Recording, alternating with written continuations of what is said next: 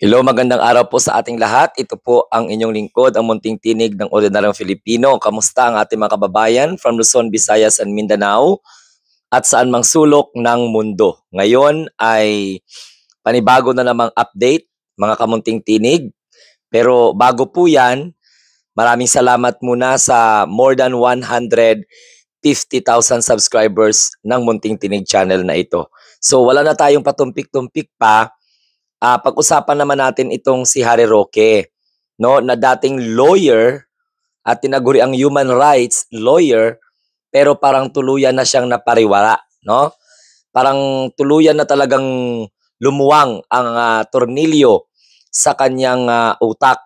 At ito ata yung sinusundan ni Sara Duterte at ng ibang mga Duterte supporters na anti-Marcos and anti-government. Kung ano yung sasabihin ni Roque, yun ang kanilang paniniwalaan. Kaya nga ngayon, nagngangaw-ngaw na naman siya tungkol po naman sa people power. So, itong video na ito, kahit medyo matagal-tagal na, pero gusto ko lang din pong itapik ulit at para nang sa ganoon, maliwanagan ang mga Duterte Dihad supporters kung saan na pong direksyon kayo ngayon ng inyong paninira sa administration, lalong-lalo na sa ating mahal na presidente. So ang issue naman ni Harry Roque, hair follicle, drugs na naman, corruption na naman. Di ba noon ikaw ay wala ka nakikitang bahid ng korupsyon kay President Bongbong Marcos nung siya hindi pa naging presidente? So tapos ngayon, hindi ka lang nabigyan ng posisyon, bumalimbing ka ng bumalimbing, nadamay, na-contaminate ang utak mo dyan kay Maharlika. Sa bagay, si Harry Roque, for the information of everyone, aktivista talaga itong bakla na ito, no? At dahil aktivista, kung ano-ano na lang ang kanya mga ginagawa para maipalabas nila yung kanilang hinaing.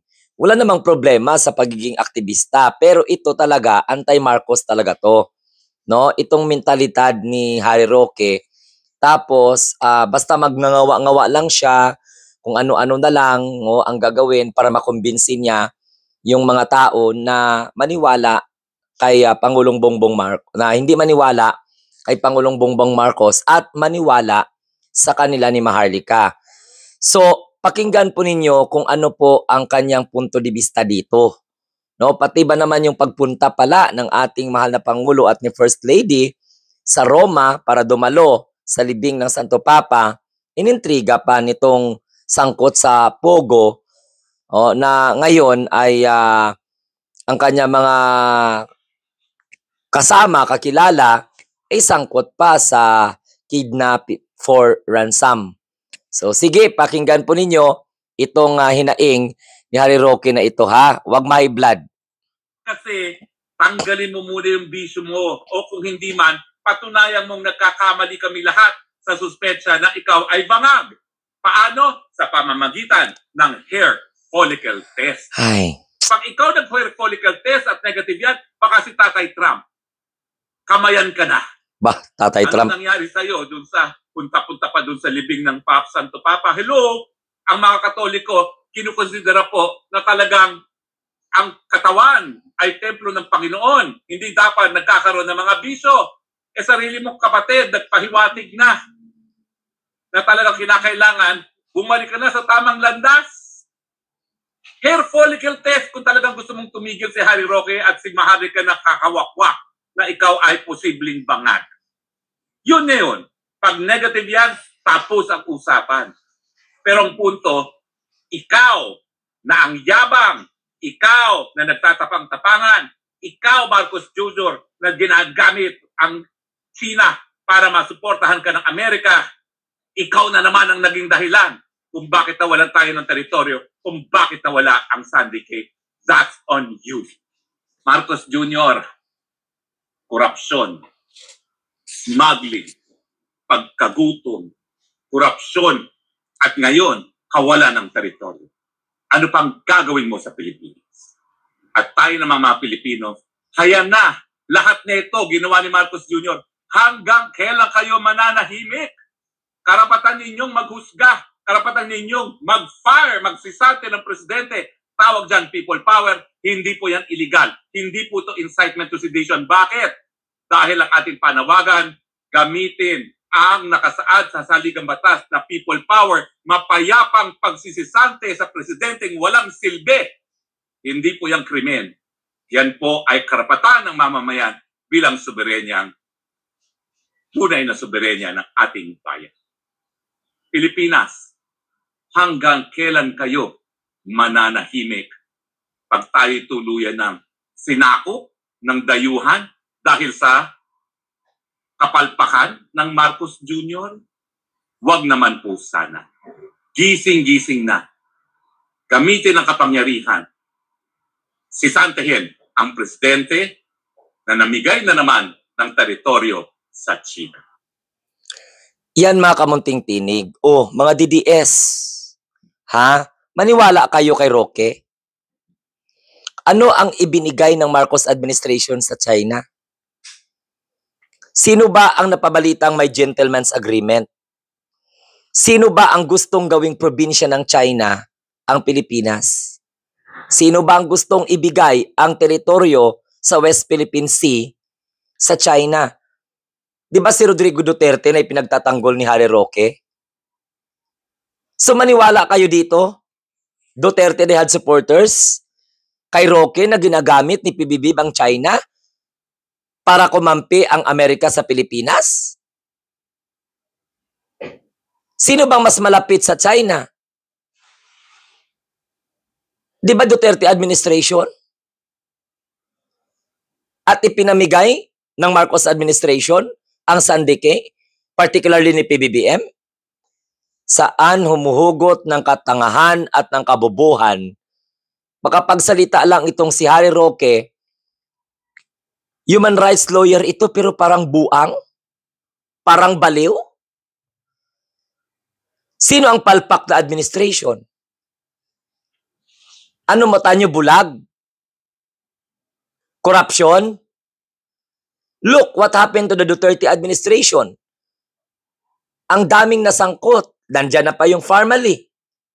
At sangkatutak pa ang mga smuggling. Bakit mahilig ibaliktad? So ito, mga Duterte Dehad supporters, ang paniwalaan ninyo? Sisantihin daw ang presidente, samantalang wala siya dito sa Pilipinas. Tapos ngayon, kayo naman ng mga DDS, nagpauto na naman kayo. Rally dito, rally doon, paninira dito. Yan na lang ang trabaho ninyo. And look, try to observe the narratives of Harry Roque. Yan ang sinusundan ni Sara Duterte ngayon. At ng ibang mga Duterte diehard supporters na kawawa dahil sa lahat sa kaalaman. Inuuto at ginagawang bobo at tanga na lang ni Maharlika at saka ni Harry Roque. Mga kamunting tinig, o lalong-lalo na kayo, mga Duterte Dehad supporters. Ha? Nasa tama pa ba kayo na pag-iisip? O talagang totoong maluwang na talaga ang tornilyo ninyo? Dahil naniniwala kayo dito kay Roque. Utusan niya na mag-people power, hindi daw po illegal. Karapatan daw po ang magpasisante sa presidente. Ano yan?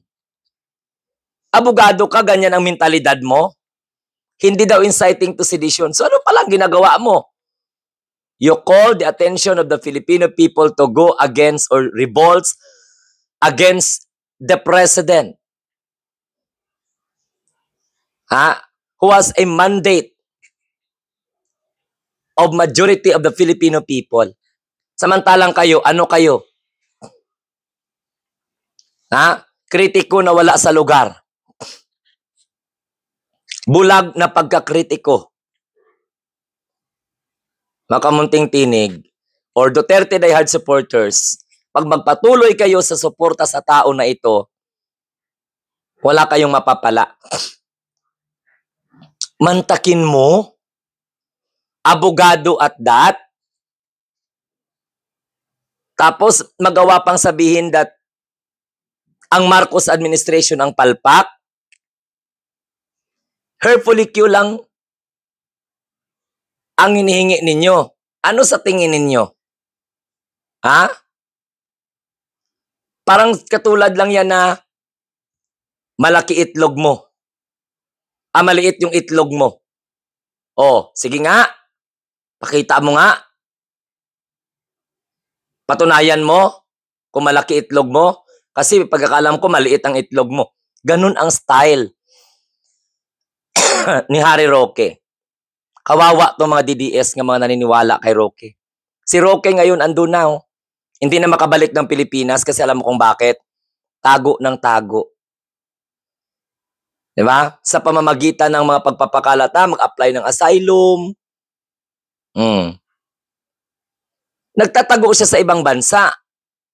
Kahit napakalat-kalat siya doon, no? Pakalat-kalat siya doon, pero masasabi natin na doon siya sa ibang bansa magtago sa pamamagitan ng pag-apply ng mga asylum na hindi nga natin alam kung approved ba o hindi. Parang wala eh. Hindi aprobado. So ito ang resulta ng sobrang suporta kay Rodrigo Duterte at kay Sara. Ito lang naman si Roque ang nagsabi na legitimate president si Sara Duterte. Naniwala naman ang mga DDS na mga uto-uto. Mga DDS madaling mauto. Mantakin nyo, umalis si Roque, pumunta sa ibang lugar, magyayaw-yaw ng people power, samantalang kayo napapahamak. Kasi hindi naging matino ang utak ninyo. Dahil sa sobrang galit nyo sa presidente, hindi nyo na alam na ang presidente gumagawa ng mabuti sa bansa. Samantalang kayo naniniwala sa mga mababasaang bunganga. Yaw-yaw dito, yaw-yaw doon na wala naman pong kabuluhan. At yung ginayaw-yaw ni Roque at saka ni Maharlika, yan ngayon ang niyayaw-yaw ni Sara. Kaya si Sara ngayon parang lukaret. Sabi ni Atty. Lorna Kapunan, baliw. Lunatic. Dysfunction. Tsaka maraming mga kababayan natin na nagsasabi, may saltik. So kayo, mga Duterte Dihad supporters, kung kayo ay Pilipino na nagpapauto sa mga tao katulad ni Roque, ay di ipagpatuloy ninyo. Total, abno man kayo, di ba? So dyan kayo maging masaya. So hanggang sa muli, ito po ang inyong lingkod, ang munting tinig ng ordinary Pilipino, nagsasabing kung bago po kayo dito sa aking channel, don't forget to like, share, and subscribe. And don't forget to hit the notification bell para lagi kayong updated sa ating mga videos. So ayan, pakita ko lang sa inyo. Pakita ko lang sa inyo kung gaano ka alinganga, gaano ka bobo itong abogado na ito. Itong Roque na ito na human rights, pero sinusuportahan ang human rights violator.